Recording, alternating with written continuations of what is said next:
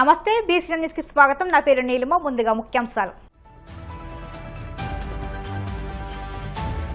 కుప్పం నియోజకవర్గం బెగ్గిపల్లె గ్రామంలో ఇంటింటికి వెళ్లి పింఛన్లు పంపిణీ చేసిన సీఎం చంద్రబాబు లబ్ధిదారులను ఆప్యాయంగా పలకరించి యోగక్షేమాలు విచారణ.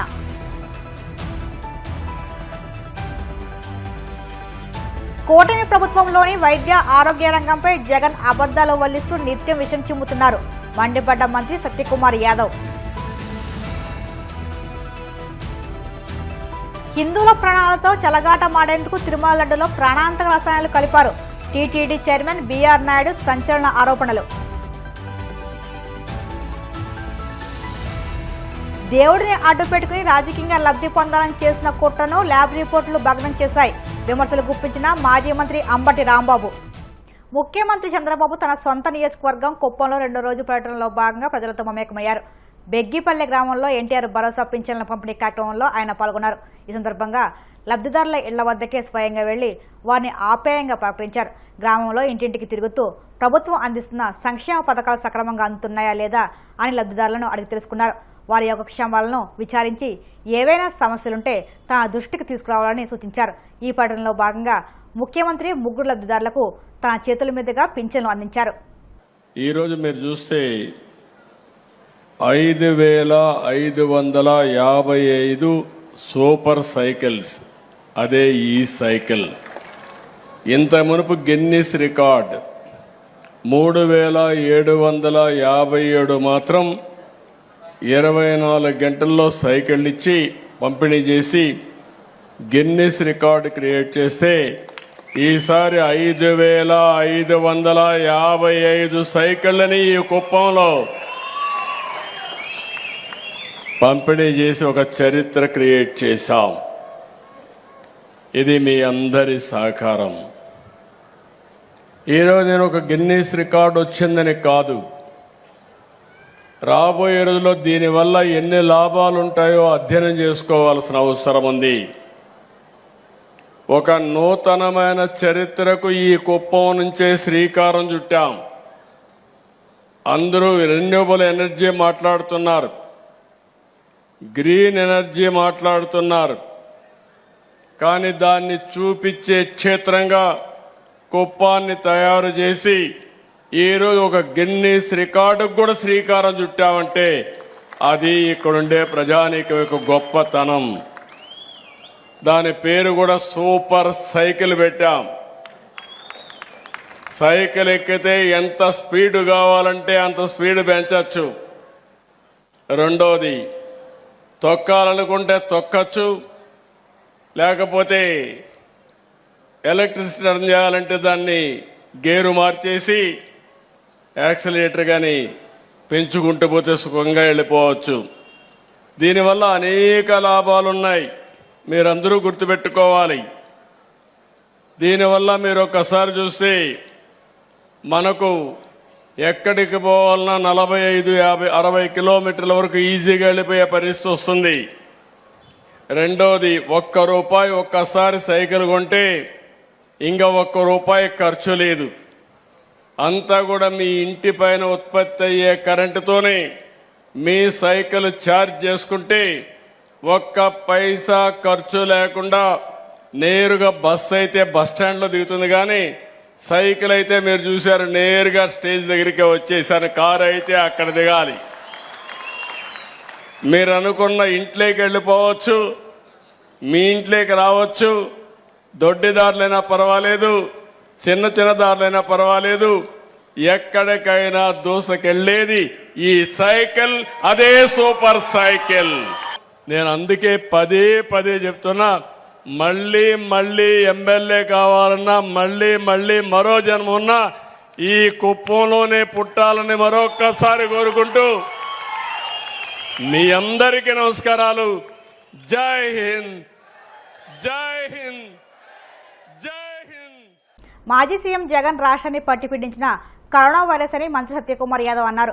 కూటమి ప్రభుత్వంలోని వైద్య ఆరోగ్య రంగంపై అబద్ధాలు వల్లిస్తూ నిత్యం విషయం చిమ్ముతున్న ఆయన తన హయాంలో పలు ఆసుపత్రులు, వైద్య కళాశాల నిర్మాణాలు పట్టించుకోకుండా అర్ధాంతరంగా వదిలేస్తారని మండిపడ్డారు. గుంటూరు ప్రభుత్వ సమగ్ర ఆసుపత్రులు జరిగిన కానూరి జింకానా తల్లి పిల్లల ఆరోగ్య కేంద్ర భవనం ప్రారంభోత్సవ కార్యక్రమంలో సీఎం చంద్రబాబుతో కలిసి మంత్రి పాల్గొన్నారు. ఈ సందర్భంగా ఆయన మాట్లాడుతూ 2020లో కరోనా కారణంగా 2 ఏళ్ల పాటు కానూరు జింక నిర్మాణం నిలిచిపోగా అనంతరం మరో 2 ఏళ్ల పాటు జగన్ ప్రభుత్వం నిధులు అనుమతులు ఇవ్వకపోవడంతో పనులు ఆగిపోయినట్లు తెలిపారు. టీడీపీ ప్రభుత్వ హయాంలో 2016లో భూమి పూజ జరిగిన జగన్ దీనికి నిధులు ఇవ్వలేదని విమర్శించారు. 600 పడకల కళాశాలని ఎంసీహెచ్ సెంటర్ని ప్రారంభించడం, దానికి అనేక మంది డాక్టర్ ఉమాదేవి గారు, డాక్టర్ నళిని గారు, ఇంకా అనేక మంది డాక్టర్లు 23 కోట్ల నుంచి 22 కోట్ల దాకా సొంత డబ్బుని కష్టపడి సంపాదించిన డబ్బుని ఇవాళ ఈ కళాశాల అభివృద్ధి కోసం, అదే సమయంలో ఆంధ్రప్రదేశ్లో తల్లి బిడ్డల కోసం మీరు మీ దాతృత్వం చూపడం అది చాలా గొప్ప విషయం. నేను మొన్న కేంద్ర మంత్రి గారిని కలిశాను, నడ్డా గారిని కలిసి, సార్ ఇట్లా జరిగింది, ముఖ్యమంత్రి గారు వస్తున్నారు, మీరు కూడా రాగలరా అని అడిగా. Then he was surprise. Then he asked me, are you sure Satya the alumni association of that college contributed 100 crores? I said yes sir. And not only 100 crores sir, even before that they contributed 35 crores for constructing a trauma and a super specialty hospital. And you name any equipment or anything in the government hospital is contributed. Most of them are contributed by the alumni association of I personally went to their biennial conference in Orlando and witnessed their commitment also and their love for their college, the college which they studied in. ఆయన ఆశ్చర్యపోయాడు. యార్, this must be the largest contribution by medical fraternity or alumni association of any college. It should be presented as a model for other colleges also అన్నారు ఆయన. That is the thing. కేంద్ర మంత్రి గారికి ఎంత ఆశ్చర్యం అని, 100 కోట్లు పెట్టి ఇలా కట్టారా, దానికి ముందు ఇన్ని కోట్లు పెట్టి వాళ్ళు చదువుకున్న కాలేజ్ చేస్తున్నారా అని. అందుకని నాకు అనిపించిందంటే the place where we are standing in is not just a 5-story building. The MCS center is not a place to treat the mother and child.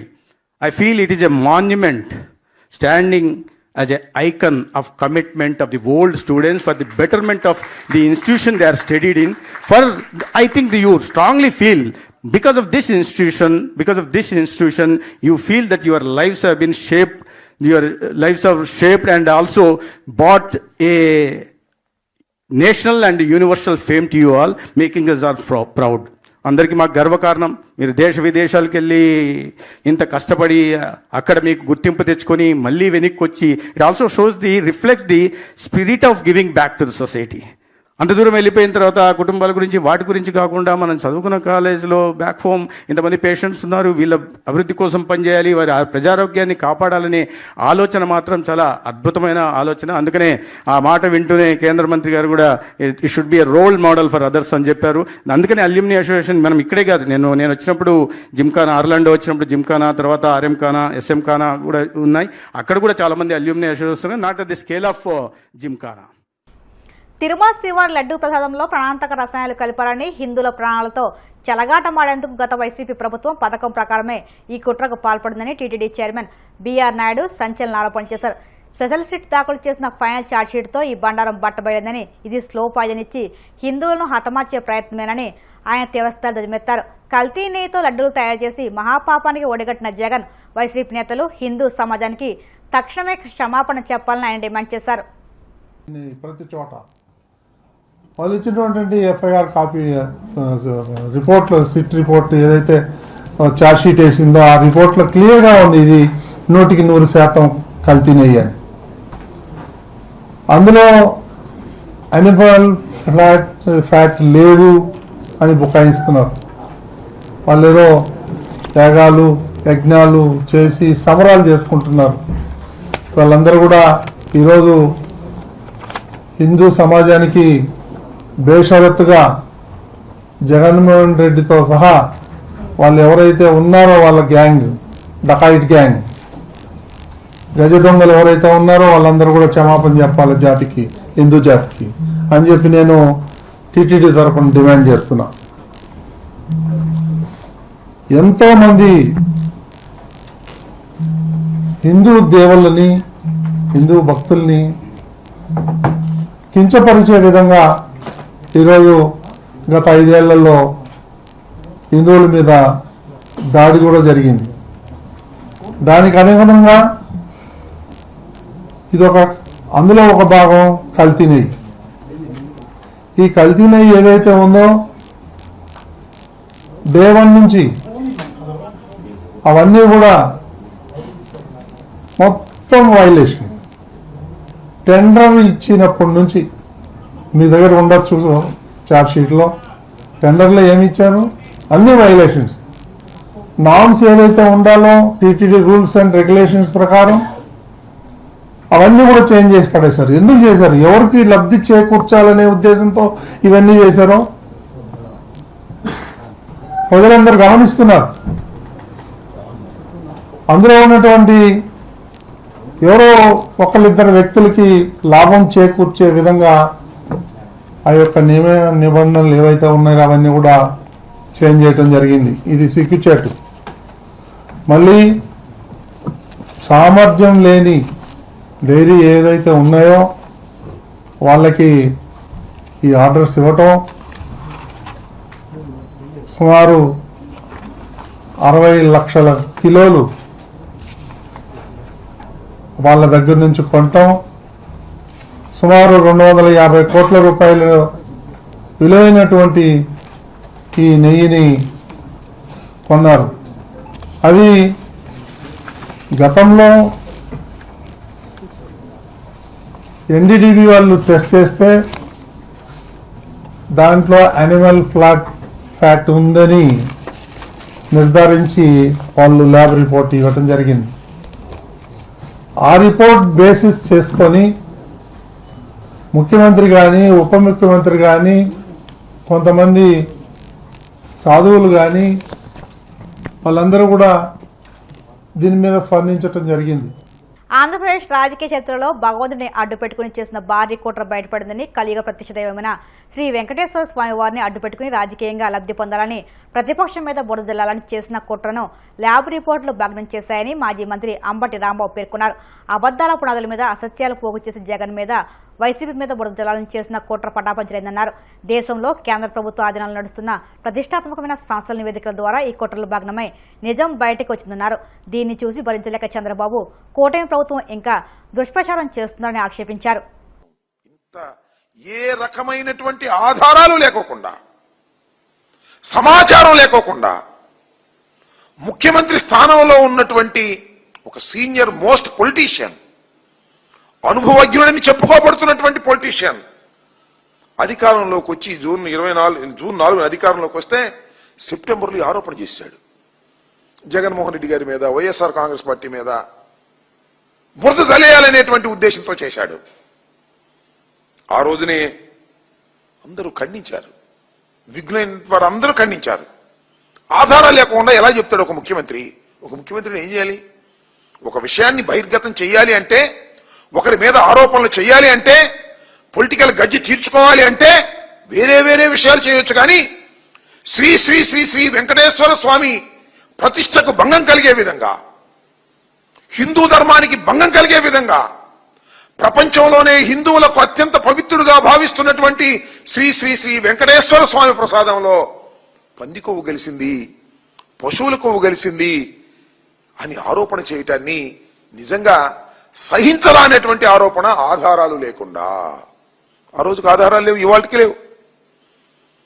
దాని మీద ఆ రోజున అంతకు ముందే చైర్మన్ గా పనిచేసినటువంటి సుబ్బారెడ్డి గారు ఇది చూసి ఆశ్చర్యపోయి న్యాయస్థానానికి వెళ్లారు. అది కూడా అత్యున్నతమైన న్యాయస్థానం సుప్రీంకోర్టుకు వెళ్లారు. సుప్రీంకోర్టు చివాట్లు పెట్టింది. మీరు వేసిన సిట్టు కాదు, సిబిఐ ఆధ్వర్యంలో సిట్టు వేయమని కోర్టు ఆదేశించింది. ఈ శాంపిల్స్ మళ్ళా పంపించండి, సెకండ్ ఒపీనియన్ తీసుకోండి అని మళ్ళా పంపించారు. విచారణ జరిగింది. సిబిఐ ఛార్జ్షీట్ పడేసింది. చిత్రం, చంద్రబాబు నాయుడు గారు ఏదైతే ఆరోపణలు చేశారో, వైల్డ్ ఎలిగేషన్ చేశారో, వెంకటేశ్వర స్వామి లడ్డూ ప్రసాదంలో పంది కొవ్వు, పశువుల కొవ్వు కలిసిందని బహిరంగంగా ఆరోపణ చేశారో, ఇవాళ రిపోర్ట్ను జత చేస్తే దానిలో యానిమల్ ఫ్యాట్ లేదని చెప్పారు, దానిలో పంది కొవ్వు లేదని చెప్పారు. చిత్రం. అయినా కూడా ఇంకా వటారించే కార్యక్రమం, తనకున్నటువంటి మీడియా బలంతో, తన అధికారంలో ఉన్నాననే ఉద్దేశంతో తన పత్రికల్లో రాంచుకోవడం సంగతి దేవుడు ఎరుగు. ఎక్కడ కనపడితే అక్కడ ఫ్లెక్సీలు పెడుతున్నారు. జగన్మోహన్ రెడ్డి గారి బొమ్మ, కరుణాకర్ రెడ్డి గారి బొమ్మ, సుబ్బారెడ్డి గారి బొమ్మ పెట్టి మహాపాపులు అనేటువంటి ప్రచారం చేసేటటువంటి కార్యక్రమం చేస్తున్నారు. ఇది చాలా దురదృష్టకరమైనటువంటి పరిణామం అని కూడా ఈ సందర్భంగా నేను చెప్పదలుచుకున్నాను. అసలు ఏం జరిగింది? చంద్రబాబు నాయుడు గారు ఇంత అనుభవజ్ఞుడు కదా, అసలు ఎందుకు ఈ కారణాలన్నీ జరుగుతూ ఉన్నాయి? అసలు ఎందుకు చంద్రబాబు నాయుడు గారు అధికారంలోకి వచ్చిన తరువాత గుర్తుపెట్టుకోమని మనం చేస్తున్నాం. ఇప్పుడు కాసేపు ప్రకటనలు.